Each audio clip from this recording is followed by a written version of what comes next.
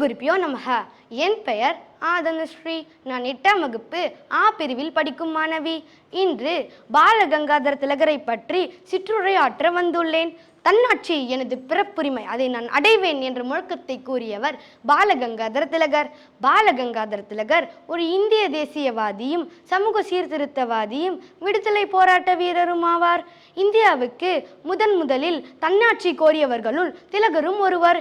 இந்திய விடுதலை இயக்கத்தின் மக்கள் ஆதரவு பெற்ற தலைவரும் இவரே. இவரது பெயருடன் கௌரவப்பட்டமான லோக்மான்ய என்பதையும் சேர்த்து அழைப்பதுண்டு. முதலில் மக்களிடையே சுதந்திரம் பற்றிய விழிப்புணர்ச்சியை ஏற்படுத்தியவர் ஆவார்.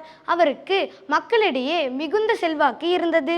அவர் திலக் மகாராஜ் என்றும் அழைக்கப்பட்டார். இந்திய அமைதியின்மையின் தந்தை என்றும் அவர் நினைவு கூறப்படுகிறார். பாலகங்காதர திலகரை கௌரவிக்கும் வகையில் லோக்மான்ய என்ற பட்டம் வழங்கப்பட்டது. இதன் பொருள் மக்களால் ஒரு தலைவராக ஏற்றுக்கொள்ளப்பட்டதை குறிப்பிடுகிறது. நன்றி.